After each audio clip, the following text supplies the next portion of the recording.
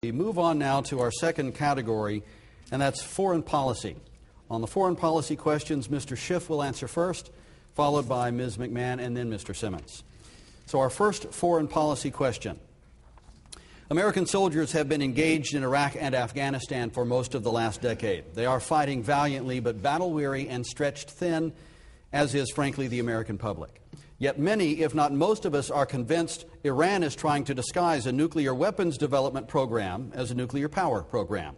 Given Secretary of State Hillary Clinton's recent comment that Iran is moving toward a military dictatorship, what's your plan for dealing with Iran, and would a military strike be necessary or advisable? Well, first of all, obviously Iran is a serious threat.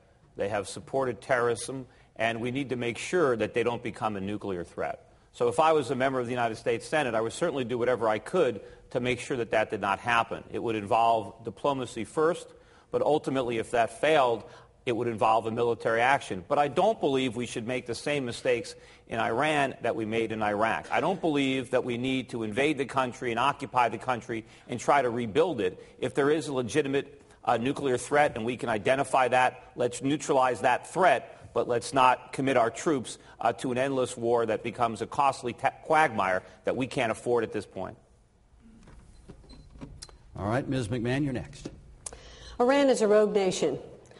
Ahmadinejad has indicated that he hates all things Western. I think he'd like to blow us all up. He'd certainly like to take Israel out. And we have to support Israel. Israel is a strong ally of ours. But let's make no mistake about it. They're enriching uranium, as we said here. And it's not for peaceful purposes as far as I'm concerned. They're looking for military warheads. We cannot let them have it. So we must utilize, I agree, diplomacy. I think our sanctions have to be strong, but so far they've thumbed their nose. We have to continue to forge coalition with our allies. We have most of our allies on board now, but China is still reluctant to come on board because they depend on a lot of oil from Iran. Russia's indicated some willingness. But we have our other allies, and we're going to have to be strong with these sanctions, and that's what we have to do first. But we cannot take any action off the table, and that includes military. All right, Ms. McMahon, thank you. And Mr. Simmons. You mentioned Afghanistan, and I would say first and foremost, I would object to the administration policy of setting deadlines for our troops in Afghanistan. As somebody who has served in war, as somebody who's spent over 30 years of my life in the military, whenever the administration or the Congress sets deadlines for completion of an action, that puts the soldiers and their families under tremendous stress. Dealing with Afghanistan, I would say the surge there is going to have a marginal effect. That what we really have to do in Afghanistan is focus on the tribal leaders who have an almost 2,000-year history of managing their remote parts of the country. And the best way to deal with them is through special operations forces and with CIA operatives. I've done some of that work myself. It's difficult, it's dangerous, but it will be effective. With regard to Iran, I'll save my comments for rebuttal. All right, and we are at the rebuttal phase then. Mr. Schiff, back to you. Well, obviously, as I said, Iran is a threat, and I think we have to guard against that threat. But we have to be careful with our military policy. Remember, the reason that we went into Afghanistan initially was we were going to get Osama bin Laden, which certainly made a lot of sense, given what he did. But he's not even there anymore, and we're committing more troops. We have to have real plans before we go into a nation. I thought it was a mistake at the time, and I still think that we shouldn't have gone into Iraq. And so we have to run our foreign policy to protect America and American interests, and we can't get into nation building and try to involve ourselves in too many places around the world. We have troops in 150 or 160 countries. We have a lot of military bases. We need to focus on defending the United States, especially since we're broke at this point, and we can't keep charging our national defense on a credit card and expect that it's not going to come back to bite us. All right, Mr. Schiff and Ms. McMahon. I think the first job of a government, the first responsibility of government is the safety of its citizens. And that is what we must focus on. I do think that we should take the fight to terrorists outside of the United States. We don't want them coming here. Afghanistan has proven to be a launching pad for terrorists, and I'm glad we're taking the war there to them. We need to arm those men and women who are there, have a strategic plan, not indicate when we're leaving, and then work with those leaders of that state, of that country, to let them know that we're supportive. We're there. We're not just going to leave. We're going to help them because they don't have any place else to turn if we just go and leave.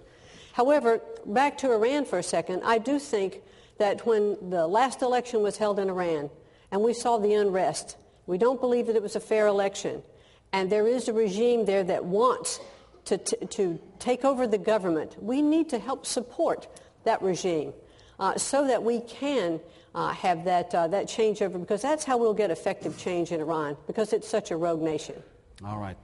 And Mr. Simmons, your opportunity to pick up where you left off. Briefly, with regard to Afghanistan, back in the 1980s, we provided material support to the Mujahideen through Pakistan, which eventually resulted in the defeat of the Soviet Union in that country. But having accomplished that, we walked away from Afghanistan, which made it a base for al-Qaeda. I would argue that we do have an interest in Afghanistan, and the interest is to keep it from becoming a base again. But I would also argue that that does not necessarily mean a large commitment of U.S. forces, but it does involve special forces. With regard to Iran, I spent some years of my life doing nuclear nonproliferation work in Asia. Iran is a theocracy. They don't care about the sanctions. We can try them. We can do the toughest sanctions we can think about. We can work with China. We can work with Russia. But the fact of the matter is that at some point the American people are going to have to decide whether military action is acceptable, either with us or with other countries, with Israel or other collections of countries around the world. We cannot allow that country to become a nuclear power. Okay, and that brings us to our second question on foreign policy. This was emailed to us from Harold Garagosian of New Britain. And Harold, I hope I have that correct. And we're going to stay with Iraq and Afghanistan. His simple question: when should American troops be withdrawn from Iraq and Afghanistan? And Mr. Schiff, it's your answer. Well, as I said, I was against bringing them to Iraq in the first place. I certainly think we should have some type of timetable to bring them out, but I don't know exactly what that timetable should be. I think the same thing is true for Afghanistan. I think we have to have a mission, and I think we need to have some way to be victorious and a way to get out of there and maybe leave a small presence, but we don't need the troops that we have now. And I understand that national defense is the most important issue for the federal government. It's the one thing that it's supposed to really do. It's the main reason that our founding fathers gave Congress the ability to tax us in the first place. But the problem is the government is focusing on so many things that are not authorized by the Constitution that the one thing it's really supposed to do, it doesn't do right. So if we can focus more on national defense and less on all the other issues that are better left to the states or not done at all by government, I think we'd all be better off. Thank you. All right, Ms. McMahon. Well, there is a plan underway now for the withdrawal of troops from Iraq. And we are seeing that there is more stability in that country. I think they're coming up on their second election. However, if Iraq was to start to destabilize, I think we'd have to think about keeping our troops there so that we don't want everything we've accomplished over the last few years to go undone. So I think we have a responsibility there. But the goal is to remove our troops there and leave behind those operations that will not be involved in military action. Relative to Afghanistan, as I mentioned earlier, I do believe that we have to work with the nationals who are there so that they feel that they're going to be supported when our troops withdraw. The President, through advice of commanders, has committed another 30,000 troops to that area. They should go in with a plan for victory, and we should bring them home. And then when we bring them home, let's take care of our veterans, because they put their life on the line. They put their lives on the line for us, and they deserve the best that we have to treat them here at home. All right, thank you. And Mr. Simmons. The question was, when should we withdraw from Iraq and Afghanistan? And for me, the answer is simple: when we win. When we win. I spent almost 4 years of my life in Vietnam, 22 months as a soldier, 2 years as a CIA officer. And nothing was more demoralizing for me and my family than to listen to the endless debates back in Washington, D.C., in the Congress of the United States of America about what we should do here and what we should do there and what about this and what about that and what about this deadline and what about that deadline. We have to be firm. And Mrs. McMahon talks about supporting our veterans. There's no better way to support your veterans than to support your military when they're on active duty and welcome them home successfully when they've completed their duty. For their families and for the soldiers, this is critically important. We're doing well in Iraq. The casualties are down. We're bringing forces back. The transfer of power has been successful. We've got a little bit of ways to go in Afghanistan, but I would argue with Mr. Schiff that we need a change in policy that focuses more on special operations forces and less on conventional forces. All right, we are on to the rebuttal phase on this same question. You each have 1 more minute to talk about when American troops should be withdrawn from Iraq and Afghanistan. Mr. Schiff. I think one thing I'd want to add is we can't overlook the financial position of our government and our ability to continue to maintain our military. Even Hillary Clinton last week mentioned that she thought the budget deficits and the national debt are now a national security issue. And she ought to know, as a United States Senator, she helped run the deficits up, and now as part of the Obama administration, they're going through the roof.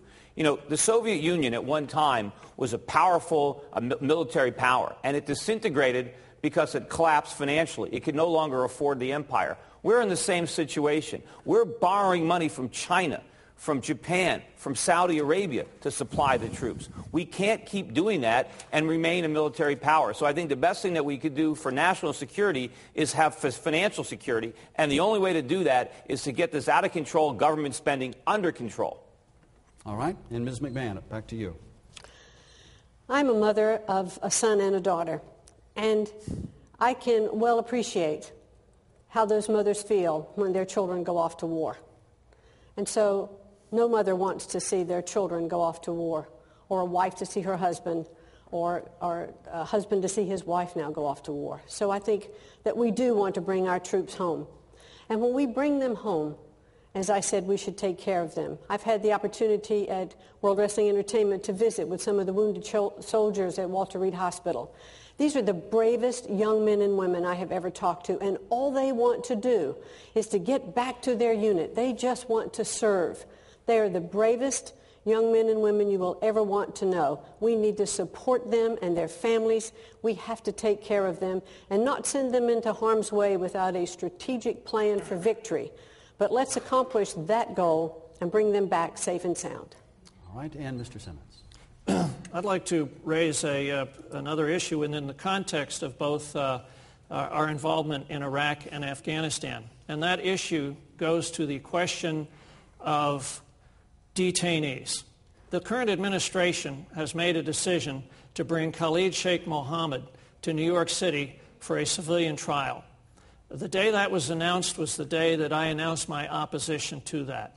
I don't believe that a man who was the mastermind of killing 3,000 innocent Americans, 12 of whom were my former constituents as a member of Congress from the 2nd District, 2 of whom were close personal friends of my daughters and friends of our family, young men who died on the 105th floor of the World Trade Center. I don't believe the mastermind of that terrible event deserves a civilian trial in New York City or New Haven or anywhere else here in the continental United States. And furthermore, at a time when our economy is in difficulty, at a time when people are unemployed up to 10%, and people here in Connecticut are faced with foreclosure, I don't want one taxpayer dollar going to protect that individual for a civilian trial here in the United States of America. All right, Mr. Simmons, thanks very much.